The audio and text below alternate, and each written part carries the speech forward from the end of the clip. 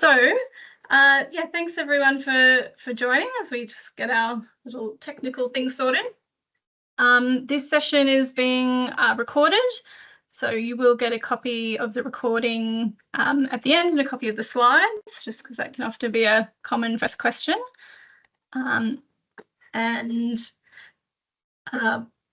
This project is presented as part of Charge Up, which is a project which is also involving neighbourhood centres Queensland and 20 neighbourhood centres across the state who are being trained up as energy champions, to energy educators, to learn and understand about energy, to be the first point of contact in the communities where they are located.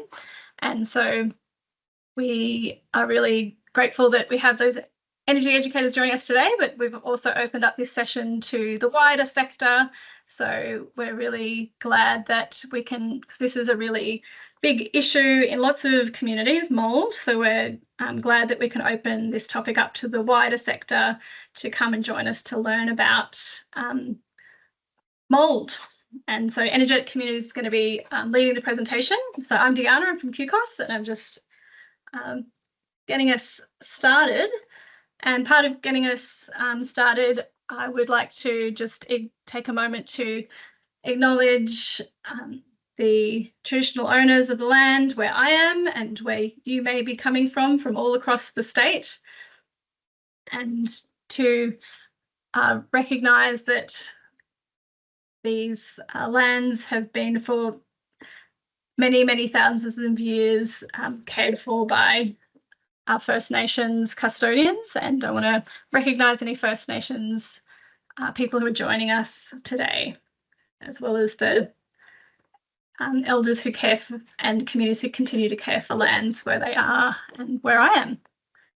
So I will move on to now introducing Audrey, who is from Energetic Communities and who is going to be sharing their expertise with us today about how mould is related to energy. So I'll hand over to you now, Audrey, and I'll come back at the end to chat to everyone.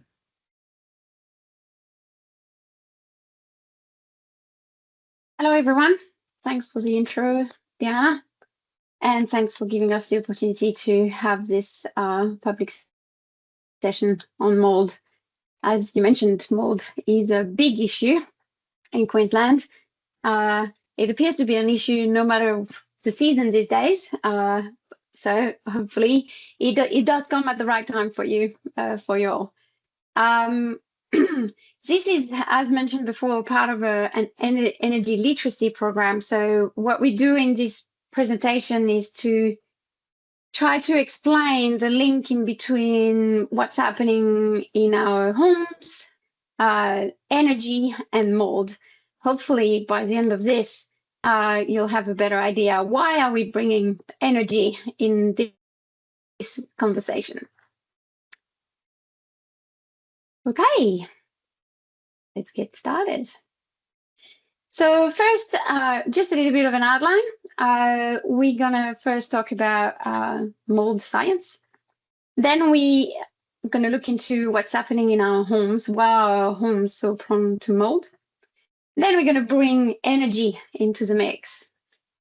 And then I'm sure that's what we're all waiting for. How do we prevent mould, and how do we mitigate mould?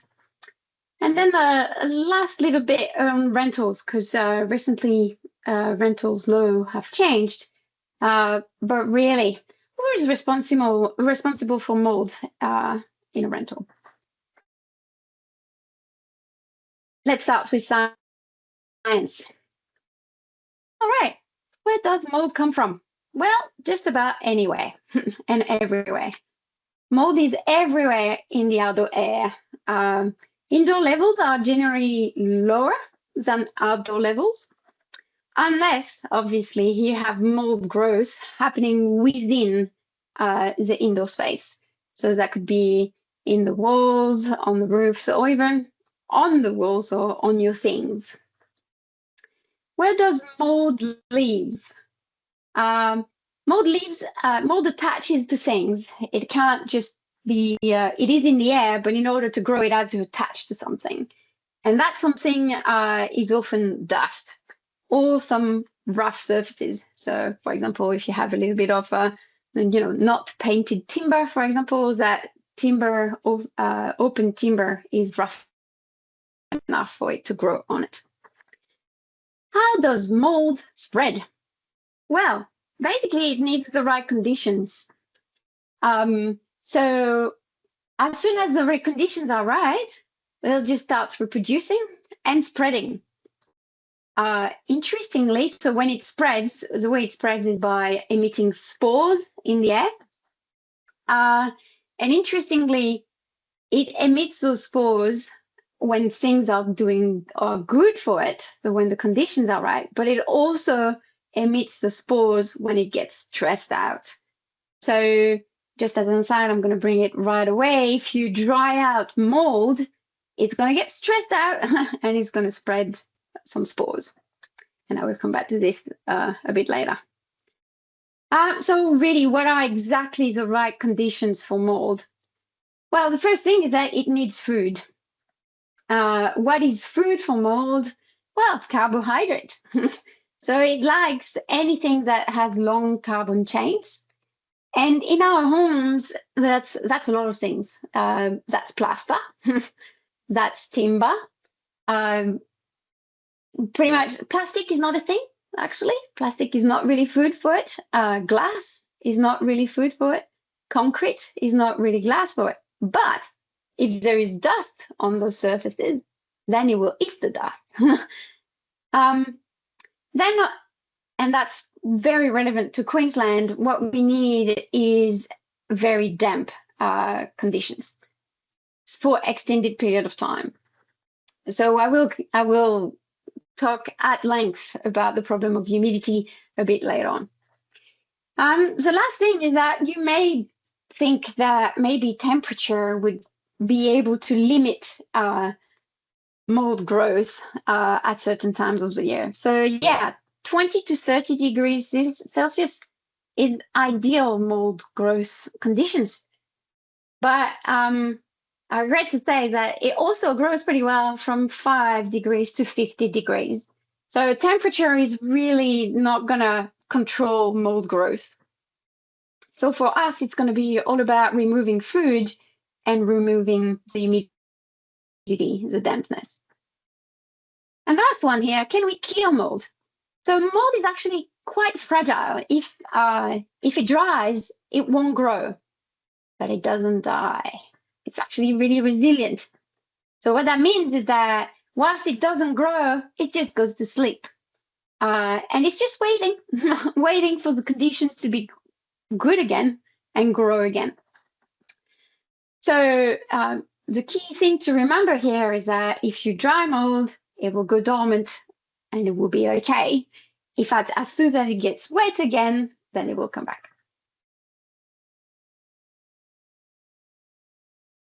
What we do and don't know about mold. So good source of nutrients, as I was mentioning before, for mold is everything that has carbohydrates in it. So dust, dirt, I'm gonna disappear for just a sec.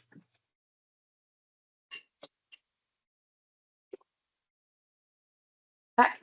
So good nutrients are dust, dirt, wood, textile, natural fibers, your leather, it loves leather, glues, wallpapers. So if you have wallpaper in your place, the wallpaper is good food for it, and the glue right behind it is good for it. And if you have plaster behind that glue, that's good for it too. And some paints. So some paints have antifungal properties. They will stop, they will prevent mold from growing, eating it and growing on it. But that has some limited effect if everything else is not working out, right? If you have mold, if you have humidity and good food right behind the paint, you still will have growth right behind that paint. And as I mentioned before, that includes everything that is dusty. So it doesn't really eat metal, concrete, glass, or plastic. But if those surfaces are dusty, then it will attach to that and start eating the dust. What's making us sick? So mold releases spores, as I've mentioned before, but also some metabolites. So basically, you know, like any plants out there or whatever, it breathes. So it will release things in the air from breathing. And part of those metabolites are called mycotoxins and microbial volatile organic compounds. So the spores are actually quite visible, right?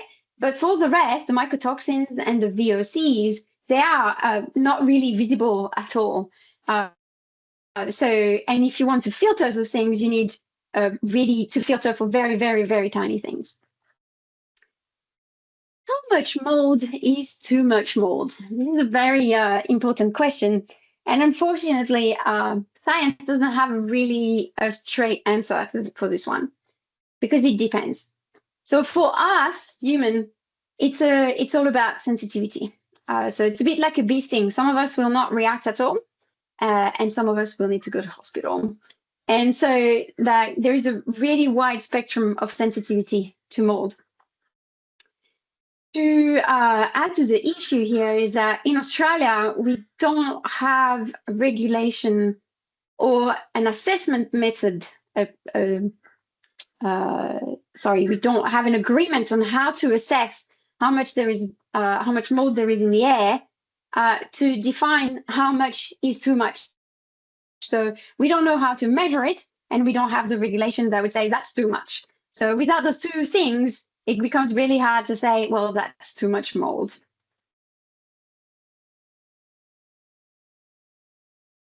This is not a fun slide. I'm taking no pleasure in presenting this, but I just think that we should all be aware of the problem, all right?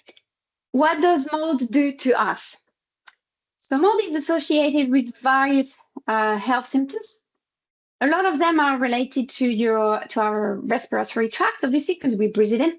So that will be asthma, allergic rhinitis, sinusitis, allergic alveolitis, infections and sore throat, nose and eye irritation. And it goes all the way to kind of triggering an inflammation reaction in our bodies that can cause rheumatic disease. So you may end up with wheezing, pulmonary infiltrates, and eventually fibrosis. So that's mostly related to our respiratory tract. But it also affects basically our brains. So it makes us fatigued and may result in a reduction in concentration to severe cognitive impairments. And all of this obviously has pretty big ramifications on our mental health. So you may just be stressed about the fact that there's mold around you, all the way to depression. And I've used this quote before, but I'm going to use it again. The health cost due to respiratory and cardiovascular disease that can be attributed to moldy or damp housing is about 3 times the cost attributable to sugary drinks in Australia. I'm going to try to repeat this in a different way. We all know the effect that Coke and all those very sweet drinks have on us in various capacity, from our teeth to the rest of our bodies. And we don't seem to be particularly aware on the effect that damp and moldy housing has on us as a population. And for the cost of mold and dampness to be 3 times higher than sugary drinks, this should be probably very high in our conversations. The most severe health effects are caused by the mycotoxins. So the mycotoxins are the things that are really, really tiny. You really can't see them, and filters, normal HEPA filters, the type of filters that you have in your air conditioning or in your vacuum cleaner, they won't stop the mycotoxins.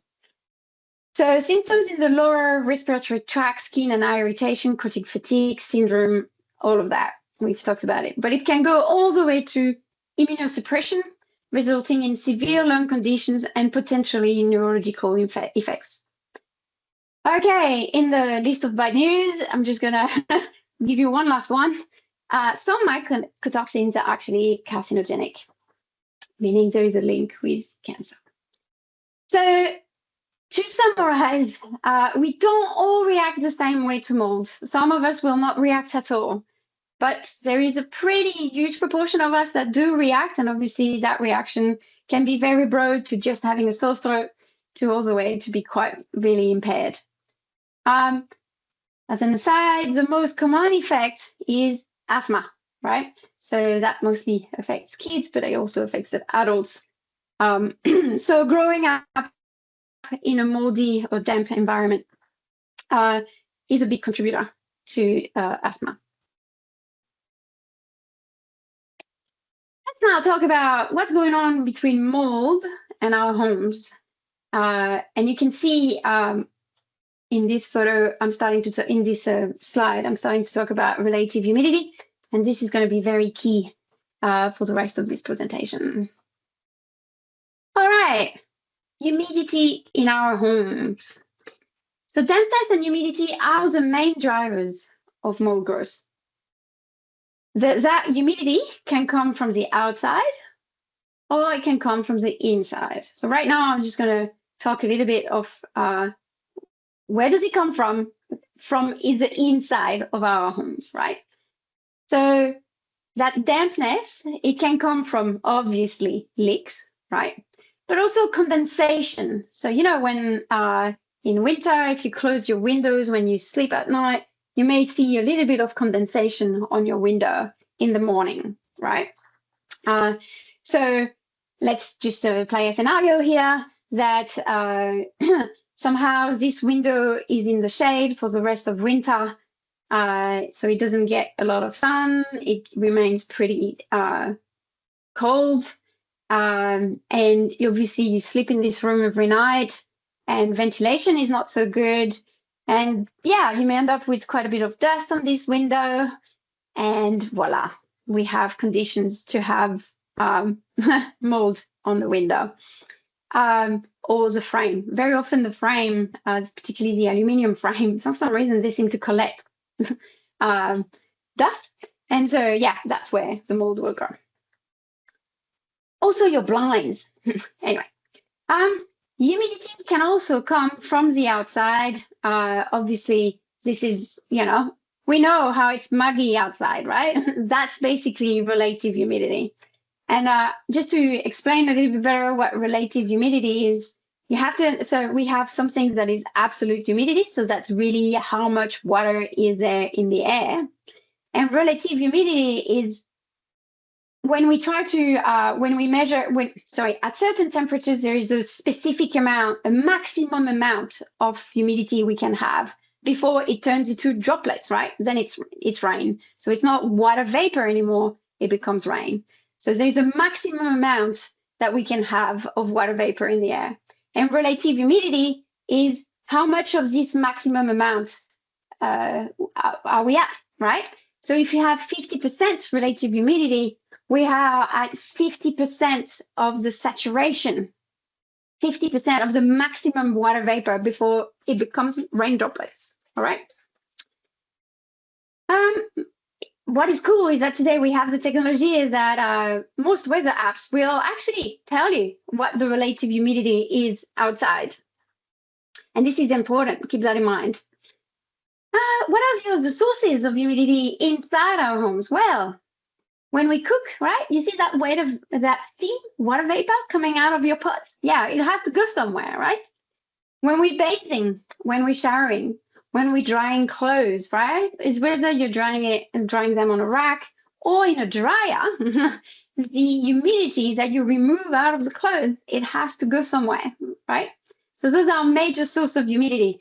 They go straight into our air, right? It becomes vapor, it's in the air. And if we don't extract it, if we don't move it along, it just stays. And the last one, obviously, it's a pretty big source of humidity in the air. It's us. And sure, sweating is one source, but mostly it's us breathing, right? So our breath, when we breathe out, this is full of water vapor. And we know that because when it's a bit cold, you can see that steam coming out of you, right? That's the water vapor forming that little cloud in front of your face. That's how much water there is in our breath. Okay. Queensland climate. Yeah, let's talk about the Queensland climate. We know it's muggy. We know it's soggy. It's relatively wet, right? So we can feel that, but strikingly these days we actually have measurements for that. Okay, so for mold growth, ideal conditions is above 70% relative humidity. So remember, relative humidity is really what matters for mold. It's not absolute. It doesn't matter really the amount of water vapor in the air as such. It's how far away we are from saturation, right? And so if we have relative humidity above 70%, then we have ideal mold growth conditions. The little graph here shows you that, let's look at the blue line. The blue line is for winter, right? And everything to the right-hand side or the top side, so that would mean all the coastal areas, as well as all the way to Roma and probably like all the way to, I don't know, Charleville, all of that. That's above 70% humidity, relative humidity in winter. In summer, it's a little different. That's the red line. Yeah. So in summer, the relative humidity above 70% includes all northern Queensland, basically, all the way down to the coastal areas of southeast Queensland. So what this means is that for the most populated areas of Queensland, we are basically most of the time living in conditions where relative humidity is above 70%. Please do not despair just yet. That is at some point during the day. This specific data is 9 a.m. So at some point during the day, it's above 70%. One thing you need to keep in mind is that as temperature increases during the day, relative humidity goes down, right? So there will be times of the day, particularly during the day when temperatures are higher, where relative humidity drops below 70%. But obviously that depends on what's going on with the weather, right? If it's raining, well, by the way, when it's raining, we are at 100% relative humidity, right? Global warming is increasing humidity, and rain events are becoming more intense and more frequent. And what that means is that we're going to end up living in environments that if we are so close to, we don't change our buildings the way we build houses, we will end up with increased dampness in our homes. So this picture means that basically Queensland is ideal for mold. Pretty large areas of Queensland have ideal mold growth conditions pretty much all year round. And it's probably not going to get any better with climate change.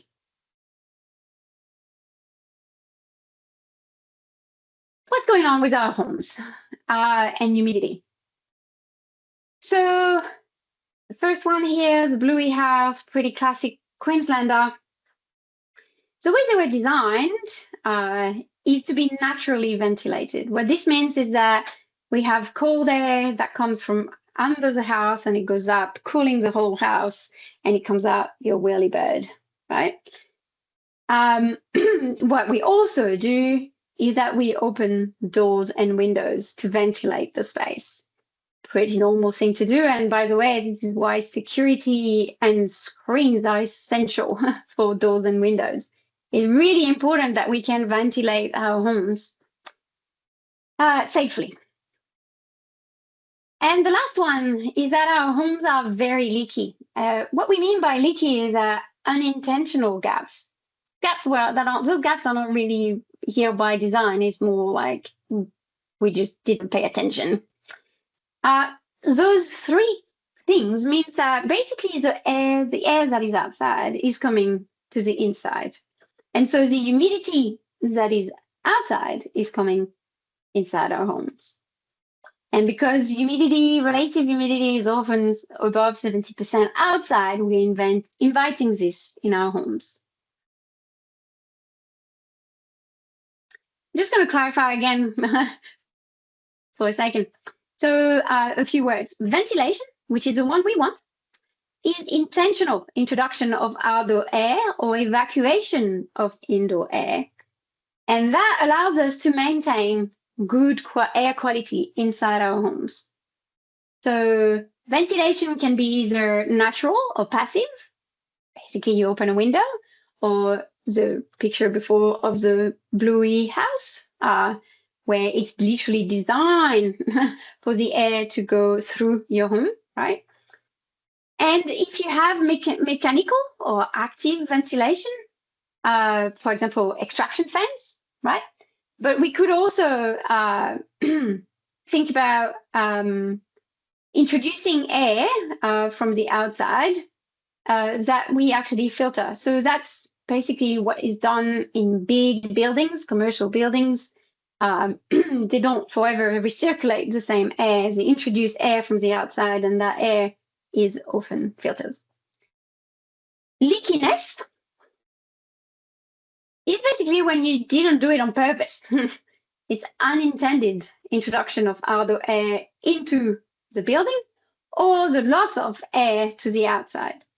So, for example, when through floorboards, the gaps in between floorboards, that's leakiness around windows and doors. So if your windows rattle in the wind, that's a leaky window, right? If it rattles, that means that there is an air gap and that air is coming in or out, even when your window is closed. That's leakiness. How do we measure leakiness in the building? The proper scientific term is airtightness, right? So an airtight building doesn't have any leak. Okay, so how do we get an airtight building? So to take the examples that we had above, basically we are sealing the space in between the floorboards, and we use weather strips around our windows to seal all those gaps. Okay. Let's bring energy into this mix. So what we want is ventilation that help us reduce humidity, all right? So the example that I took earlier of the whirlybird on top of roof is very illustrated in this one here. So the humidity that is inside the house that come through into your roof space, the whirlybird, that's its job. It's actually, the job of the whirlybird is not so much to evacuate hot air, but really to evacuate humidity. So the way it works is obviously with hot air. It needs hot air for that air to rise and spin the whirlybird. But its prime function is humidity management. And so whirlybirds are very, very important to control humidity. The other things we have in our houses is extraction fans, right? You most likely have seen some, at least in your bathroom, maybe even in your kitchen with a range hood. And what is very important with those is that they evacuate, they vent all the extracted air to the outside, right? Because if we take the example, if it is actually evacuated inside your roof space, inside the roof cavity, and you don't have a whirlybird, then it just stays there, right? It has nowhere to go. And if you do have a whirlybird, but it doesn't have the capacity to evacuate all this humidity, maybe you need a second one, or maybe it's not placed properly, then you still have a humidity problem. The last one is simple airflow, right? So fans are really good to create airflow, and then doors and windows are really good to vent humid air to the outside. Unfortunately, as mentioned before, they also invite humid air on the inside.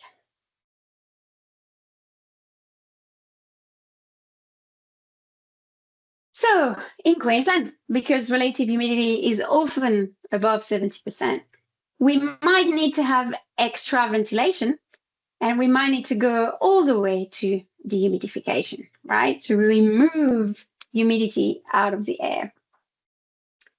So for a large space, how do we do dehumidification? Well, that probably involves a dehumidifier. And most of our aircon units, particularly reverse cycle aircons, whether they're on cool, heat, or dry mode, will actually remove humidity out of the air. And what's most important to us, will actually drop relative humidity on the inside. So you don't need, if you have an air conditioning at home that has those functions, you really do not need to go purchase a dehumidifier. Your aircon will do the job. And by the way you find out how much humidity it's removing out of the air is that you walk outside, and I'm sure you've all seen those drip lines next to the aircon units, where you have a little bit of dribble of water that is coming out. Well, that's basically that humidity that is being taken out of the air. It's been condensed, and now it's flowing as water.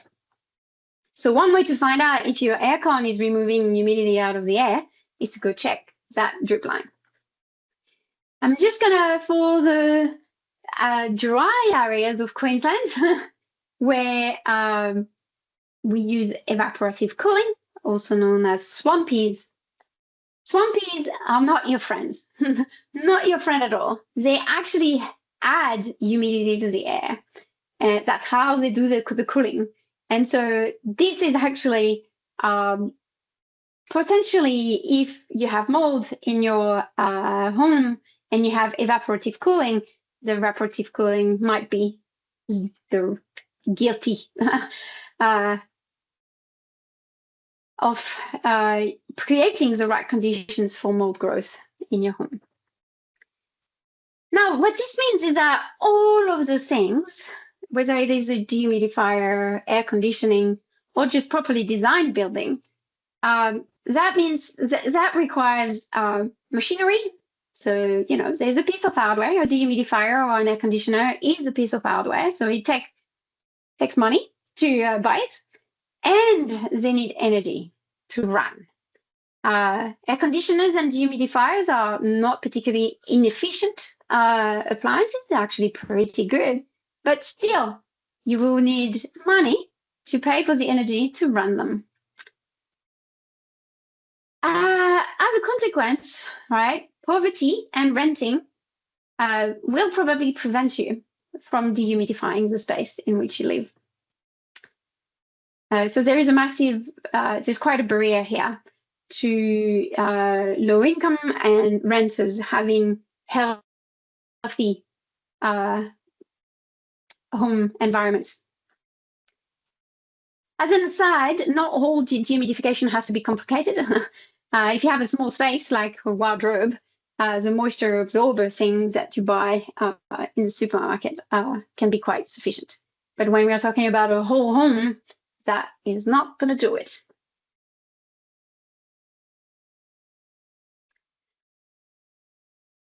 How do we do humidity management for energy efficiency?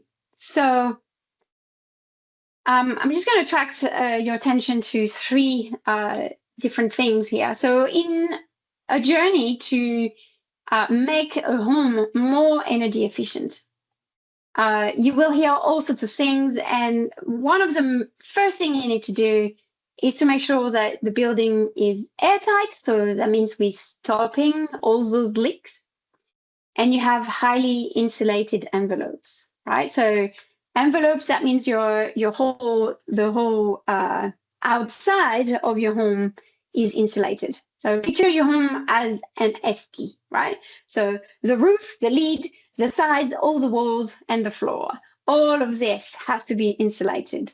Those are the first thing you'll hear in your energy efficiency journey.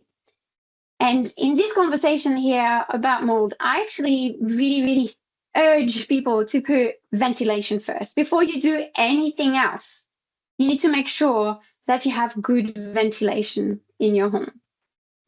Because what's going to happen if you do air tightness and highly insulated envelopes is that without doing ventilation, is that you actually may end up trapping all this humidity inside and create really good conditions for mold growth. So the first thing we do is ventilation, because we need to deal with humidity first to prevent mold. So before you start your journey on energy efficiency, if your home already has humidity and mold issue, please deal with ventilation before doing anything else. This problem must be fixed before we do any other work. If you don't have a problem yet with mold, you may find that now you have one. And I'm going to take a very personal example. My partner actually insulated the ceiling a couple of years ago. We had no mold problem. And now we have a problem of mold on the bathroom ceiling because the extraction fan in the bathroom is extracting into the roof cavity. And even though a whirlybird was installed, it's obviously not enough. And so now the ceiling of the bathroom is moldy. And really, in order, what we should have done is make sure that the extraction fan vent to the outside and then put the insulation in. Okay, in most populated areas of Queensland, I'm talking about the coastal areas here, home energy efficiency is likely to require mechanical ventilation with dehumidification. Right, so we need to at least to have a combo of really good extraction fans to the outside, plus a good aircon to manage humidity properly. At the very least, some very good fans that maintain really good airflow and dry surfaces as soon as possible. So what are the rules for our buildings? So historically, the national construction codes have had limited success with managing humidity. What that means is that really most of the buildings we live in are rather mold prone. And that's a real bummer, right? And it doesn't really matter. Obviously, houses have gotten better since we've had national construction codes and we've introduced minimum energy efficiency standards, but we still have a mold problem. Recently, at the end of 2024, we had new humidity and moisture management regulations that come into play, and time will tell us how effective they are in the end. Now, to be fair, the available science, particularly when it comes to tropical and subtropical area, so a lot of the science, building science, is being done, unfortunately for us, in North America and Europe, and they have very different climate from us. And what that means is that we actually don't have really good knowledge of, for example, what are the ventilation minimum requirements we should have? What does that look like? We don't really know here in terms of the science. So that means that if the science is a bit behind, then we can't really have really good regulation. Okay. What do we do? What do we do? It's not all bad. Okay, so said it before, I'm going to repeat it, and I'm going to repeat it a few times during the last few slides here. So how to make sure that you prevent or you actually stop the growth of mold is by managing humidity and dust. Dust is we can't change the materials in which our homes are built, right? We can't remove the timber. We can't quite get out all the plaster, the wallpaper. That's not doable, right? But if we manage humidity and dust, we're actually going a long way. So what we need to do is stop or reduce building material exposure to water. So obviously that's fixing leaks, but it goes well beyond this from what I've just explained, right? You need to manage humidity within the building well, so that relative humidity doesn't go above 70% for extended period of time. Ventilate. So make sure that we evacuate the water vapor to the outside. That really helps also to dry all the moist surfaces. And again, remove dust. So that seems fairly simple, right? As usual, we need a bit more details though.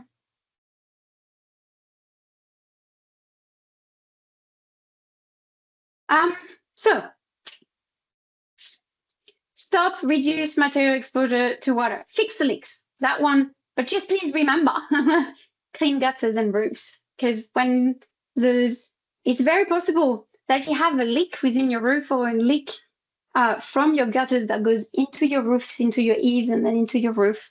And those will not be necessarily very visible until you see the mold on the ceiling, right? And by then, that means it's gone through the whole material. Probably, if you have insulation, it's gone through your insulation, and it's gone through the plaster of your ceiling, all the timber, and now you can see it. So that's why partially during storm season, you really need to have clean roofs and clean gutter. Maintain airflow by opening doors and windows and using fans. Ventilate the space to evacuate water vapor to the outside. Dust regularly. And keep an eye on the relative humidity on the outside, right? If you know, like the weather app tells you what the relative humidity is, and if you can see that it's above 70%, maybe just close your home for a little while if you can. And if you have access to a dehumidifier, might be a good time to turn it on. Just a few tips right here. It takes about 48 hours for mold to realize, ooh, this is going to be really good conditions for me to grow here. So if you make sure that you dry the surfaces that are getting wet within 48 hours, then you reduce by a lot the chances of mold growth. And if, just to give you a terrible image associated with this, I'm sure you've forgotten swimmers in a bag somewhere. If you forgot them for 10 hours, that's okay. 24 hours, that's okay. On the second day, it starts to smell really bad in there. And really, that's the beginning. That's the beginning. Okay, after a shower, let the bathroom exhaust run for 15 minutes. I know, annoying. Those things are noisy in a lot of places. They are also, in most places I lived in, they were slave to the light. That means that the light needs to stay on. But that's if you want to really evacuate all that water vapor, that moisture out of the bathroom space, 15 minutes is what is recommended.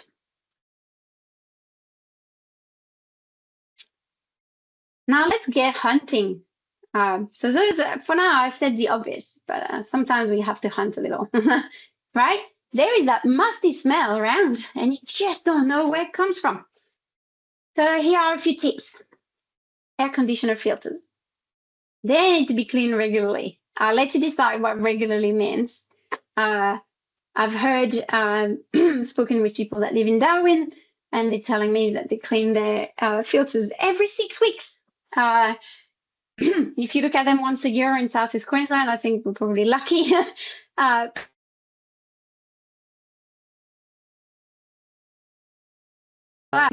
And unfortunately, some parts of your air conditioning unit is also really good in terms of humidity. So they become breeding grounds for mold. It's very easy to crack them open. All of them have a manual, and you just open. They are made to be easily removed. The problem is, of course, they are high, so the access is a bit complicated.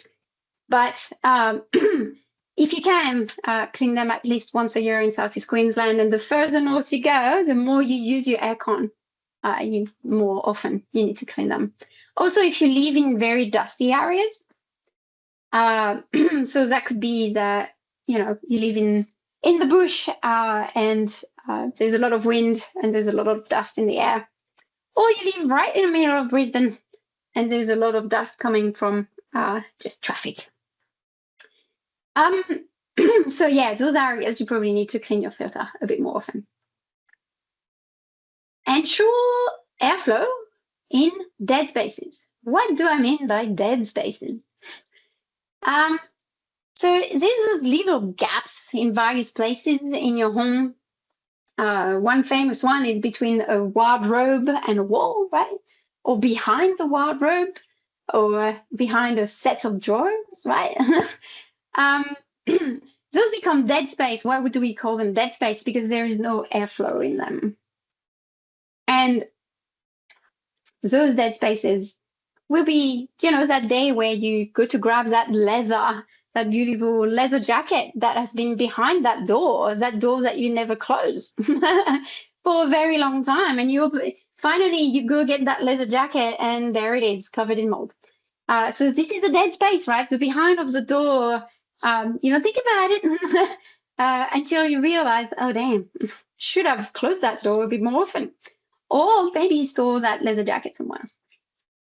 One of the dead space that we were talking about is a good introduction to the next point is under a mattress, right? If your mattress is straight on the floor, depending on your home, depending on how it's built, if you are on the first floor, on the ground floor, it's more of a problem than if you are on floors above that. But even then, still, I would be cautious. So what happens? It's a dead space, right? If it's the mattress is straight on the ground, there is no ventilation of that space, right? But also, there is a thing that, you know, at night, if you sweat and all of this, you're actually going to bring some moisture in. Plus, there might be moisture coming from the outside, right? From under your floorboards, right? So all of this moisture may end up condensating and soaking up the under part of your mattress. And here comes mold growth. One of the part where you can have hidden condensation is inside wall cavities. It's going to sound a little bit weird. But for example, if you have a very one room that you really keep really cold in summer, so you have really good air conditioning in this room, and so this room is pretty cold, and the room next door is not air conditioned, right? So it doesn't get as cold in there. That temperature differential in between the two space is going to create some condensation.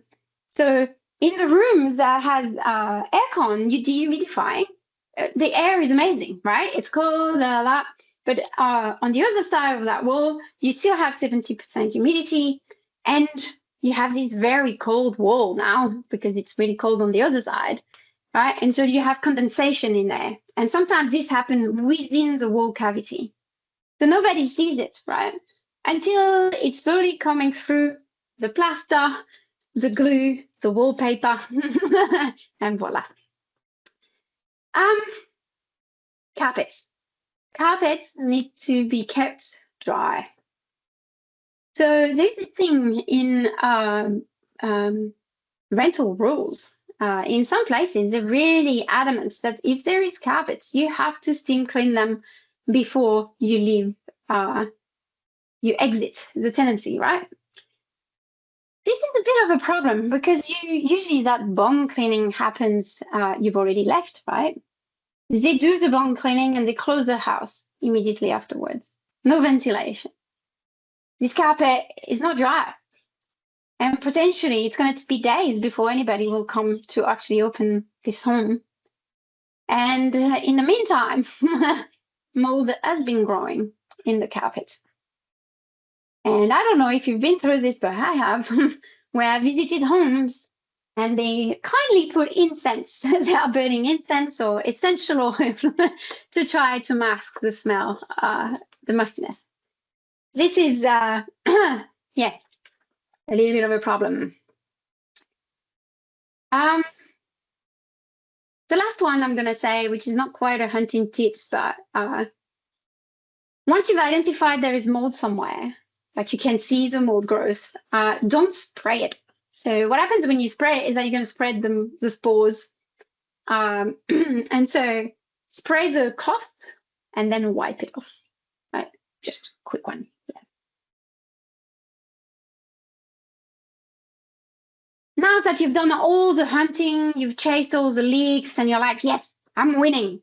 So if you had mold growth, right, and you dry it out, I've said it before, but it's going to stress it out. And unfortunately, what's going to happen is that it's going to release spores, right? It's like, oh my God, the conditions are not good anymore. I need to move, and it sprays the spores, right?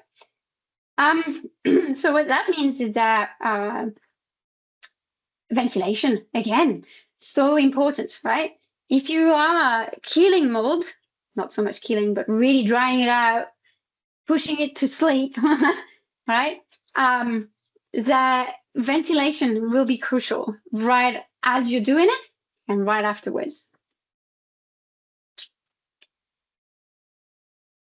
Okay, so, and I talk from actual experience on this.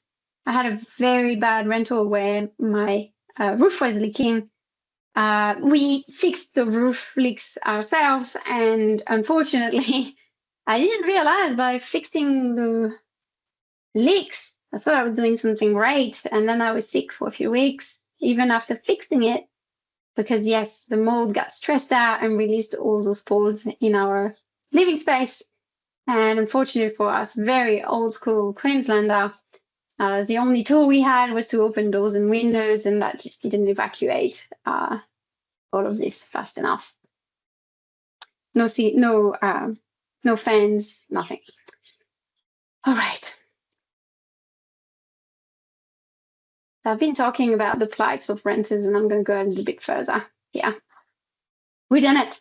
Whose fault is it? When we have mold, how do we decide whose fault is it? Well, we have a law, right? So, according to the law, and as mentioned before, very recently, mold has been added to the tenancy rules. And the way it's been added is to say that if the landlord is responsible, then they must clean it, right? So how do we find out who is responsible? So what is our job as tenants? Maintaining a reasonably clean home. Yeah, we've talked about this. Dusting, right? And also moisture. Ensure proper ventilation. Sure, we talked about this. Utilizing fans, obviously, is better if there is some fans already available. And I guess they also want us to have pedestal fans that we bring ourselves. Opening windows and allowing circulation in areas that may become damp, like the bathroom. Promptly reporting mold issues as soon as they become aware of them. Obviously, as soon as you see mold in your home, you need to report it. We all know how difficult it is in the current environment to report anything. But indeed, the sooner we report, that's the rules. We should report it right away. Addressing any mold issue they may have caused, if the tenants know they are responsible, then they need to take action themselves. And the last one here, documenting mold occurrences. So the onus is on the renter to take photos and communicate regarding the issues. If you can take photos throughout the mold growth process, it might end up being very helpful when you try to build a case that it's not your fault. What are landlords responsible for? The first one, providing a property free of mold at the start of the tenancy and maintaining the home throughout the tenancy.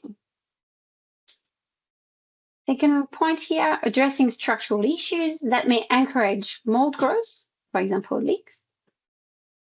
And complying with the minimum housing standards, which since September 2023, all rental properties must meet specific standards, and this include being free from mold.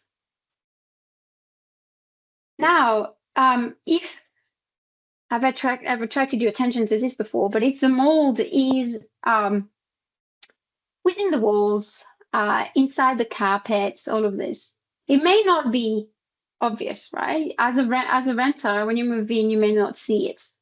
Yeah.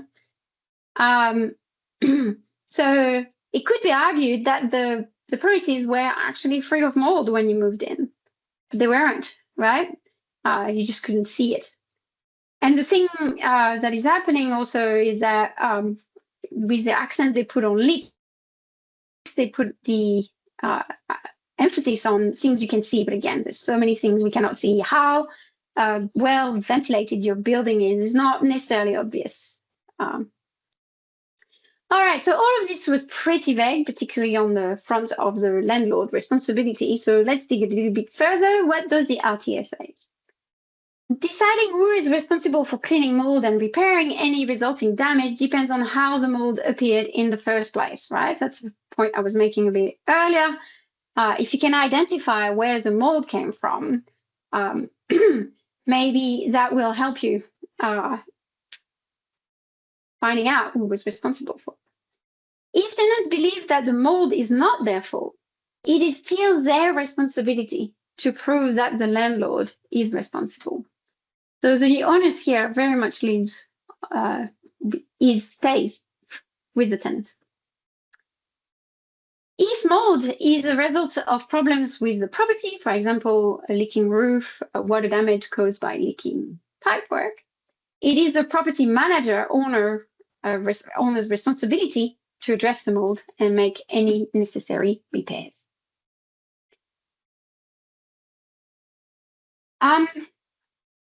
I think the interpretation here that they have of the problems that the building can have that would result in mold is very narrow. And I will go in a bit further details soon. The last point here, if the tenant has caused the mold to appear, for example, by allowing steam to build up in a bathroom without utilizing the ventilation and all regular cleaning, they are responsible for cleaning it and paying for any damages that the mold has caused. What happens if you have no extraction fans in your bathroom? If the window is painted shut? So those are pretty common practices in rental. Yeah. All right, what is the science actually telling us? That was the law. What is the science telling us? So minimizing for the renters to prevent mold, what we have to do, minimize dust, leaks needs fixing. So that's why we need to do maintenance requests as early as possible. Ensuring airflow, use fans, remove clutter. Make the most of the ventilation options available. That is the doors, the windows, and extraction fan, right? So in other words, keep the space clean, report problems, and make sure you use the building properly, right? And this is very much in a line with the science, right? Like, I have no problem with this part. The law and the science are very much aligned here. Where it gets a little bit more complicated is when it's not the renter's fault. So it is likely to be a building problem when mold growth occurs. One, in rooms without adequate ventilation, including ceiling fans. I've tried to make this really clear is that particularly in Queensland, in places where relative humidity is really high, ventilation is so important, and that includes ceiling fans. The pedestal fan is pretty good, but it's ceiling fan moves so much more air. It will dry the dead spaces and all of this so much better than a pedestal fan would. That's the first point.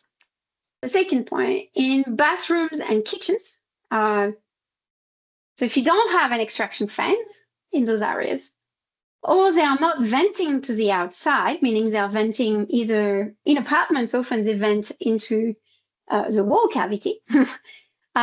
In detached homes, they vent into the roof space. Those are not good practices, and that will create conditions that are good for mold growth. And it's not dependent on how those the building, what the tenant is doing. They are not just simply not being given the tools to actually manage the conditions within the building to prevent mold. Number 3,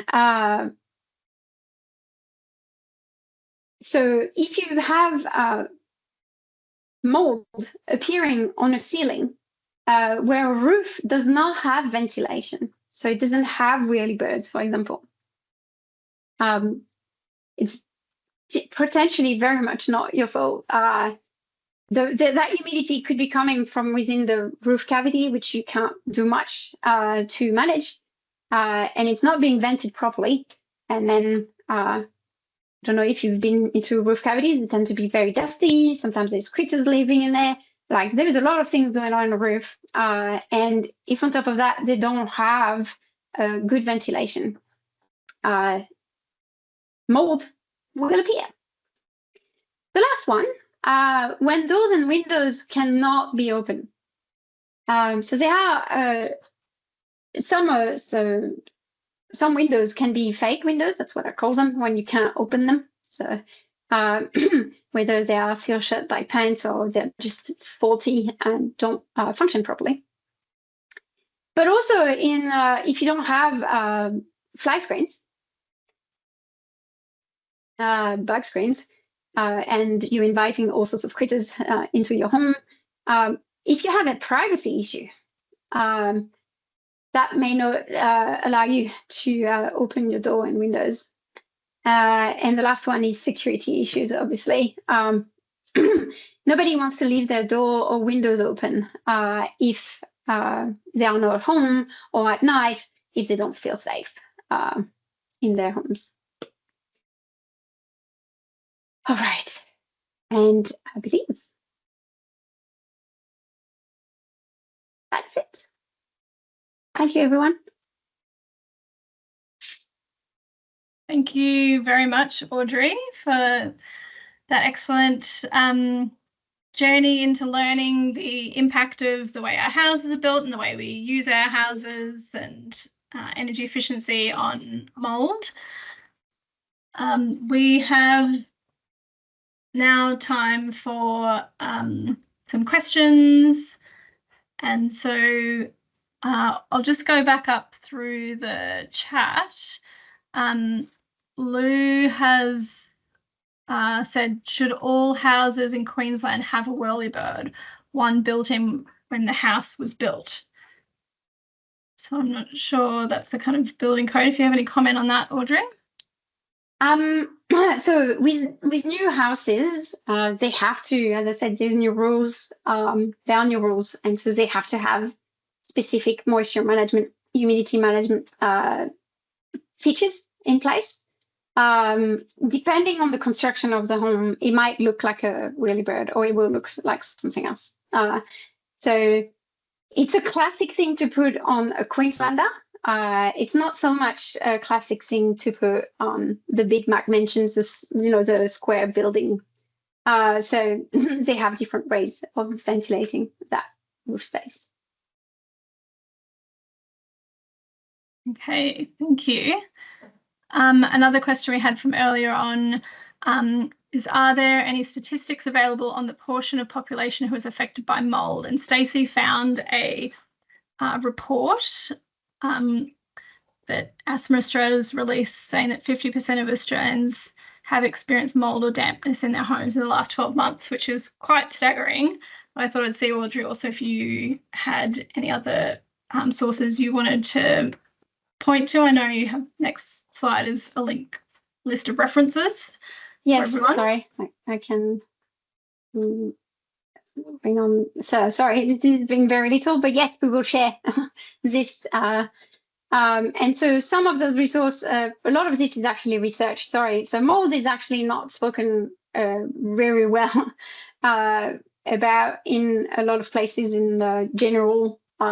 So most of this, unfortunately, you might not find those papers available to you.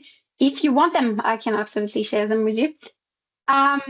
So there is quite a bit of research on the impact of molds, but statistically, this, as I said, this is really hard to because we don't have a measuring method, right? We don't have a standardized way of measuring mold in the air. And because we don't have that, we can't compare things. And so then that makes it really difficult to have aggregate data, so big data sets that really would give us good statistical data. Sorry, that got very nerdy just then, but yeah, we just don't have the data. Yeah. Yeah, and when you're saying they're like some of them are journals that have paywalls on them, those references, but yes, yeah. Some other questions coming through from Jody. Is there a swab test or something for checking mold in the carpet and underlay for renters and during their inspections and proactive owners? Anyone knows? That's an excellent question. I've never heard of it. I would like one. I'm gonna make a note and look for it. If anybody has heard of anything like this, please put your hand up right now. Let us know. Yes, please put it in the chat or put your hand up and share. All right, I'll just go back through other questions. Ashley's asked, if a bathroom doesn't have an exhaust fan and the tenant leaves the window open and the door open after showering, who is responsible for cleaning any mold? I can't imagine a real estate would take on this responsibility and clean the mold. I'm sorry, I missed the very beginning. Do it. Sorry. Yep. So if a bathroom doesn't have an exhaust fan and the tenant leaves the window open and the door open after showering, who is responsible for cleaning any mold if it still occurs even after taking those preventative measures? So the science will say this is really not clear cut. This could be a building problem. The law for the tenants to prove that they've taken all the steps, it's again on them and it's not clear cut. So very much encourage the tenant to genuinely make sure that they are not held responsible for it, but I'm not sure that the law will see it that way. Yeah, I think I would add that, documenting that that's what happened every time. I don't know, it's hard to kind of take a photo post shower being like, this is what I do, but if you can show that even when you're opening the door and window after a certain amount of time, the moisture doesn't, it takes a long time for the moisture to clear, then maybe documenting that is a good way to kind of prove that I know I lived in a rental where, it just had these like louvers that barely cracked open in the bathroom. So showing that, and it did, like the walls would keep the condensation on them for ages. So showing that would be a way to kind of document. So you've got that evidence as a renter if required. Okay, great. Mel from Community Plus, they do some resilient homes work at Community Plus in Yeronga and has said that there is a mold test available, and we'll find the name and the company and send it to us. So I can wait for that to add to our post-event email to share potentially with everyone. Any other questions we have in the chat? Oh, here we go. Someone's put in the chat a mold and bacteria test kit that is available. So I I can't vouch for the reliability of these kits, but there are some that are out there. Yes, and again, I repeat, because we don't have a standardized way. I don't know if you can really use this. Just if you do it at the beginning of the tenancy, right, to really show that there was already something at the beginning and it just grew. It's just really the value of the result of the kit in terms of pleading that you're not responsible for it, as evidence that you're not responsible for it. I'm not sure how well that would go, but it is definitely better than nothing. Mm-hmm. There's a comment from Liz, which is a good one, about check behind the air filter, because the filter can be clean, but there can be significant mold internally. So I had my first experience of this. I only have not lived in many houses that even had air conditioning, but lived in a place that was finally like, oh, maybe, yeah, the aircon cleaned. Talked to the landlord about it to get it organised, and I wanted to be home to see how it worked because I was starting to learn about energy efficiency. And I'd already lifted up the thing and cleaned the front filters and cleaned all the dust off and seen how much dust accumulated, which I hadn't done for years, and realised that was a lot. But then seeing the so that part you can do yourself, but the next part you need someone who's a qualified electrician to come and do the cleaning. So they put a bag over it and they spray it out, and the amount of black gunk that came out of the air conditioning unit, because it had been long before I'd lived there that it hadn't been cleaned, it was really quite frightening.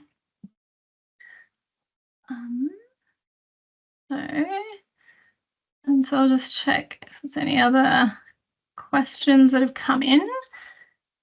I just read a comment. So you can smell a damp house. I would agree with that one. I seem to be fairly sensitive, but I've lived with people that seem to be fully not bothered at all. Like they couldn't. When I said, "Can you smell that?" and they're like, "No, nothing." So some of us, it's like yes, it's a sensitivity thing. Some of us will really be attuned to this, and others won't be. But indeed, I learned to trust my nose. I know now.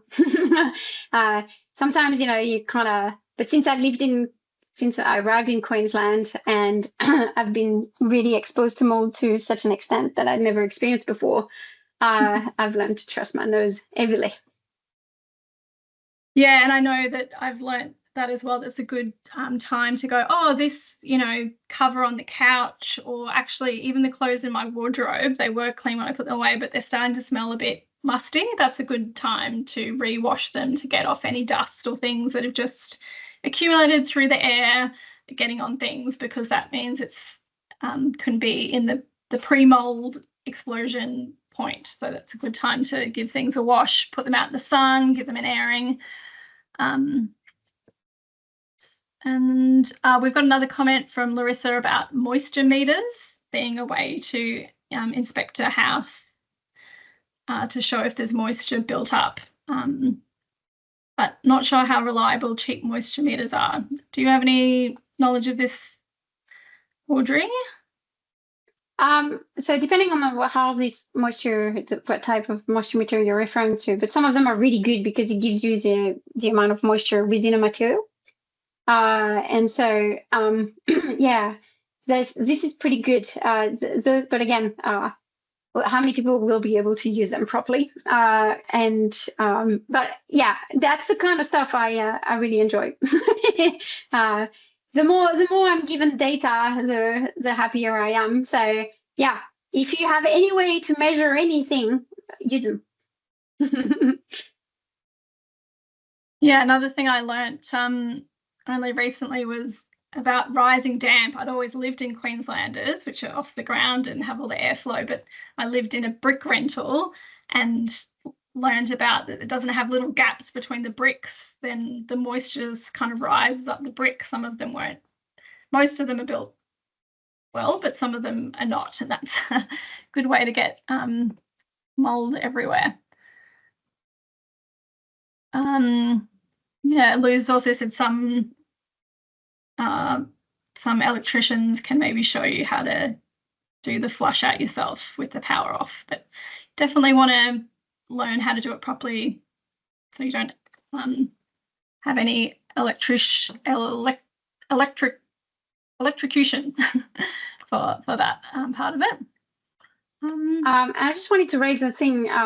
So Brisbane has been being built really, really fast, and we have more and more big apartment blocks, right? Towers. The ventilation in some of those apartments is pretty terrible. They even have bedrooms that don't actually have windows. So that's a thing. So without having adequate ventilation in those spaces, it becomes really difficult to actually really have a good air quality in those spaces. And one of my friends recently had moved into a brand new one, and right from the get-go, they had issues with moisture in the bedroom, under the carpet. And eventually, what was found out is that they placed the carpet too soon and the concrete hadn't cured properly. So all the moisture was being trapped. So basically, when concrete dries, water evaporates. Part of it is that of the curing process. And that moisture was trapped under the carpet, which eventually turned into mold.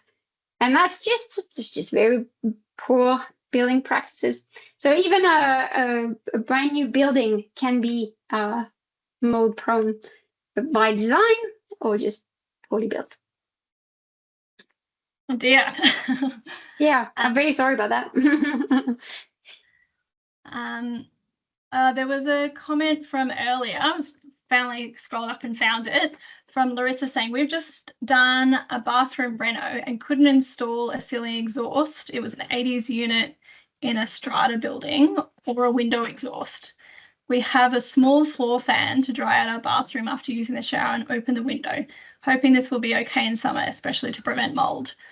Doesn't sound like the ideal setup, but Audrey, I thought I'd see if you had any other comments about like the workaround that they've tried to create, if you have any other thoughts.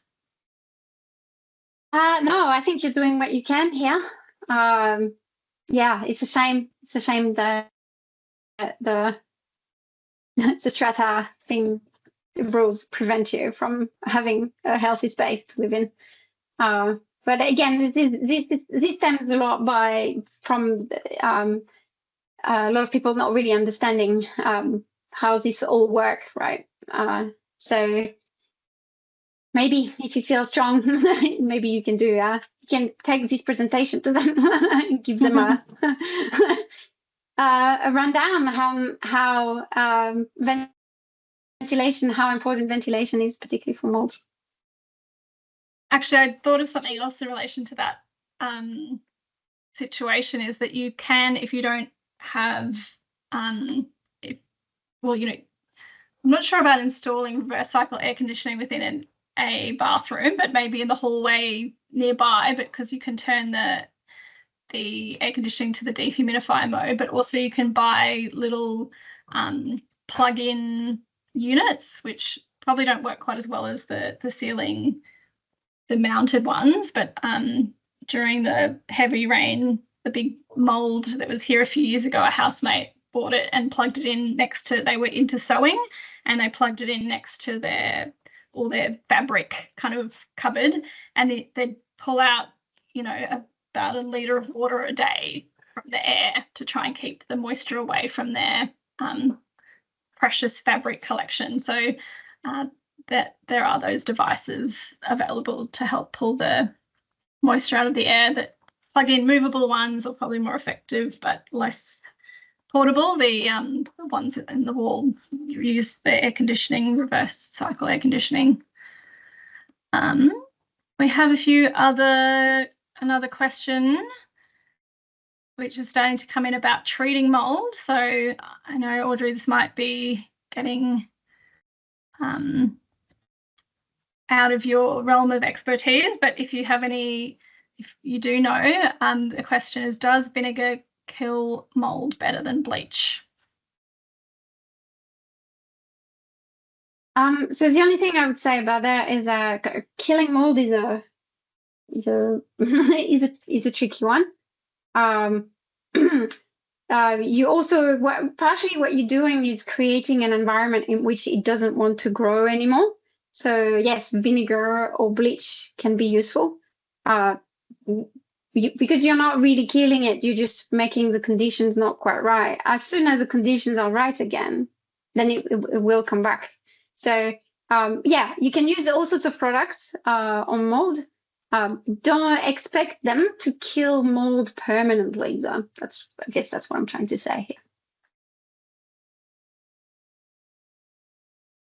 Yeah, I'd read an ABC news article that talked about that bleach can just hide mold and not actually kill it. So it can look like it's gone, but it's not actually, it can actually feed the mold. So that article I read, I can find it, did recommend. One thing I would just add to this is that as soon as you clean something, so you whatever product you're using and you're wiping it off, right? The thing that you need to do to make sure right after that, right, is that that surface gets dried, right? Very often you use a damp cloth, right? So just make sure that that surface gets dry. So if you found mold in a cupboard, you wipe it all off, leave that cupboard open for a little while so that the whole thing dries. That sounds obvious, but I just feel like I needed to say it. No, I think not obvious enough. Another question, what about if you have mold on clothes? Does vinegar get rid of that? And I know, yeah, Community Plus have lots of experience on mold, so if they want to add anything in on the treatment, yeah. It's a real problem. It's cost some of our people tens of thousands of dollars to get rid of mold in their homes. It's been our biggest piece, you know, when people, especially who are insured, leave their property, or people who think they're insured and their insurance company says, you know, leave the property until we come and look at it. And it's really it grows mold, and yeah, it costs tens of thousands. We've had people that actually are living in properties that, well, they're not living in the properties, they're living in tent in their backyard because the government doesn't cover mold remediation in after disasters most of the time, unless it's you know, under the threshold of the repair, you know, if you get a structural assistance grant. So it's a real problem. It's cost, yeah, so expensive to get it done properly.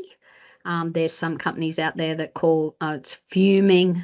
It gets rid of the mold kind of today, might stop it, but it doesn't deal with the problem of that it's wet behind studs. And you know, all the stuff we're doing with resilient homes and other programs that we're running on resilience is about how do you stop the walls absorbing water, and that's, you know, painting studs with water resistant paint. Not all paint is water resistant. I didn't know that. And so, you know, doing things inside the walls when people are doing renovations on their home is really important, especially if you live in a flood area. And keeping water out is not keeping air out is not always the thing in flood areas, because you have hydrostatic pressure that builds up. If you have water on the outside and not on the inside, it can actually push your house down, because if it gets over 600 mil of water, it actually creates hydrostatic pressure on the outside, which houses in Queensland are not designed to do that. So you know, we're putting vents and stuff in houses that, you know, would get up to 600 mil of water on either side, so that water can pass in and out. Because if you keep it out, then the pressure is high on the outside and not on the inside. And there you It's go. a There you have complex it. This is world. why it's a science. Yes. Yeah. And so in Europe, what we have a term for all of this. It's called a sick building. So we actually don't think the people in the building are sick. We think the building is sick. So we really place the onus on the building. The problem is the building, not the people in the building. And I think that shift in thinking really helps to genuinely treat the building, not the people. And really often when there is, but if you picture having your ceiling riddled with mold, what needs to happen is actually replacing the ceiling and genuinely fixing how the ventilation is done and all of this. As Melinda was saying, this is a lot of work. So you can see how a landlord would not be happy being saddled with that kind of work. But the bottom line, this is not the fault of the tenant. So yeah. Yeah.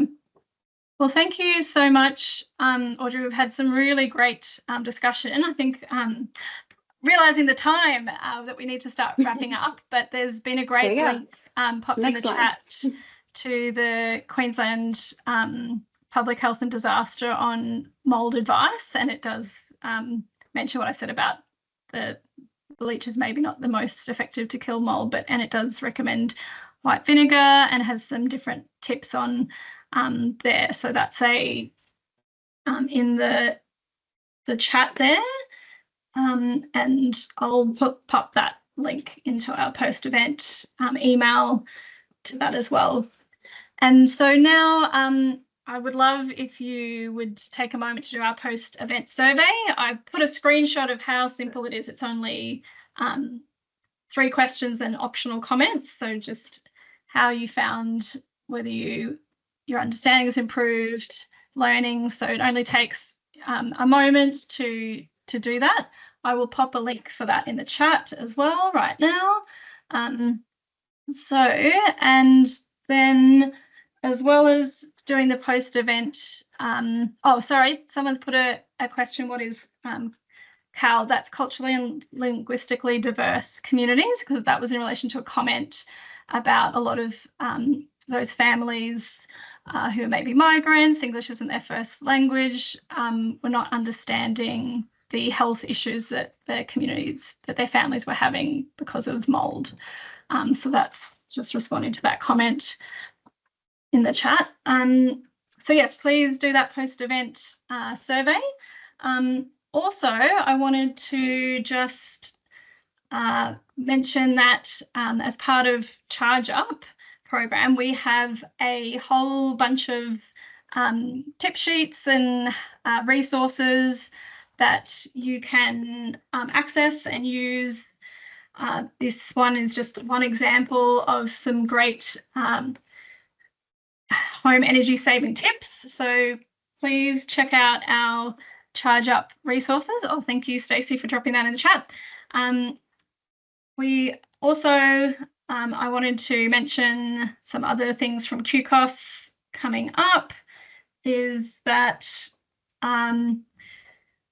we have a Essential Services Consultative Group if you want to join and talk regularly about issues like your service users access to energy and water, and we've seen mould isn't one thing that correlates and impacts with this. We have a bunch of town halls running across the state at the moment in different locations. So we'd love to see you at a town hall.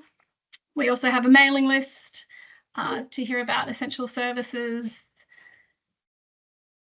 news and other types of news for QCOS as well.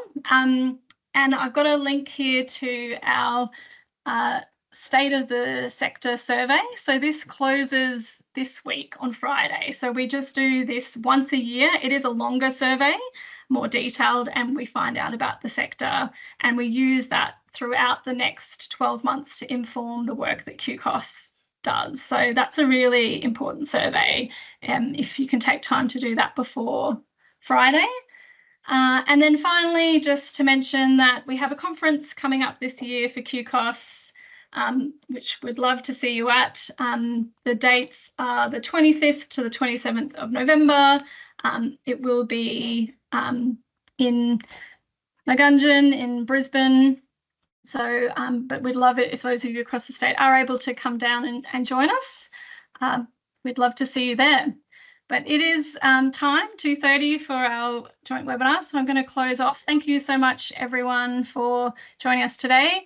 We will send out the slides from today, a recording